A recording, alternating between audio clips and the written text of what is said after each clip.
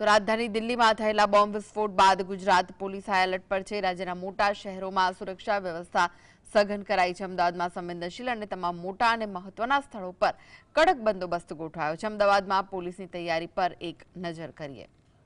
દેશની રાજધાની દિલ્હી 10 નવેમ્બરની સાંજે થયેલા ભયાનક કાર બ્લાસ્ટની ઘટનાથી ધણધણી ઉઠી। આ ઘટના બાદ દેશભરમાં સુરક્ષા વ્યવસ્થા વધુ સઘન કરી દેવાઈ। ગુજરાતના મેટ્રો શહેરોને હાઈ એલર્ટ પર રખાયા। બ્લાસ્ટને પગલે અમદાવાદ પોલીસ હાઈ એલર્ટ પર છે।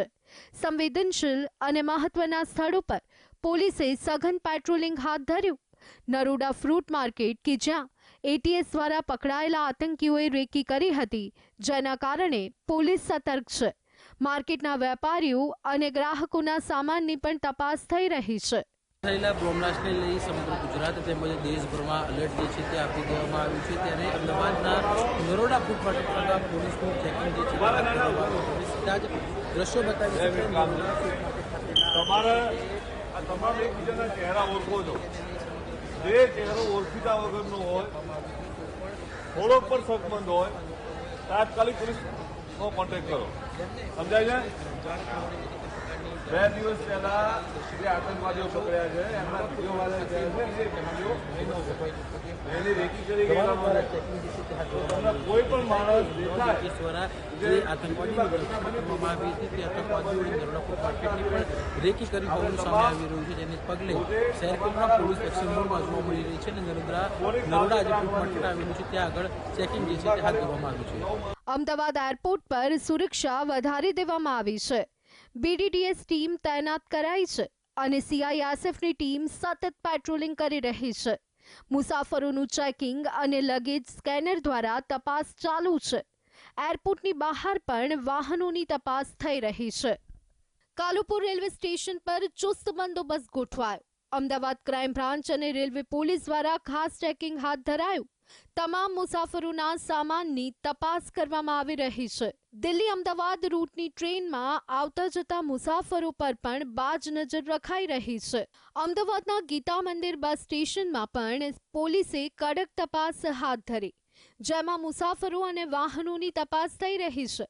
અમદાવાદના સુપ્રસિદ્ધ જગન્નાથ મંદિરમાં પણ વધારાનો પોલીસ બંદોબસ્ત ગોઠવાયો। દર્શનાર્થીઓ અને પસાર થતા વાહનોનું ચેકિંગ થઈ રહ્યું છે।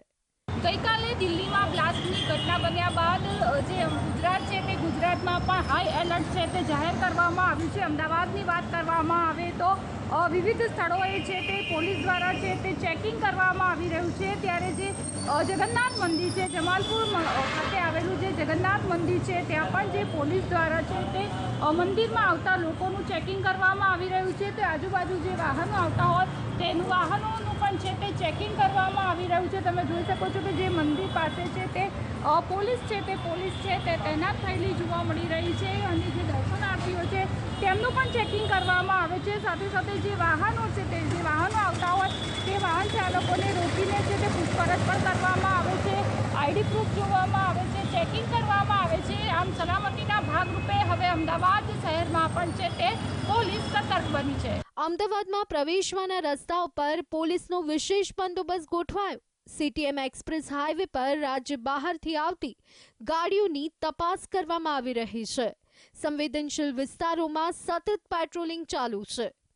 અમદાવાદ શહેર પોલીસ કમિશનર જીએસ મલ્લિક છે તેમના દ્વારા તમામ ઉચ્ચ અધિકારીઓથી લઈને થાના અધિકારીઓ સુધી જે તમામ વિસ્તારો છે તેની અંદર ચેકિંગ હાથ ધરવામાં આવ્યું છે। જે સંદર્ભે જ અમદાવાદ શહેરની તમામ એજન્સીઓ છે તે એલર્ટ મોડ ઉપર જોવા મળી રહી છે। અત્યારે જે જીએસટીવીની સ્ક્રીન ઉપર દ્રશ્યો જે નજરે પડી રહ્યા છે તે મુજબ તમામ વ્હીકલોને એક્સપ્રેસ હાઈવે ઉપર ચેકિંગ છે તે હાથ ધરવામાં આવી રહ્યું છે અને તમામ જે અમદાવાદ શહેરની અંદર એન્ટ્રી લઈ રહેલા વ્હીકલો રાજ્ય બહારના હોય તે તમામ કારોને ચેક કરવામાં આવી રહી છે। વિરેન્દ્રસિંહ ભાટી, જીએસટીવી, અમદાવાદ।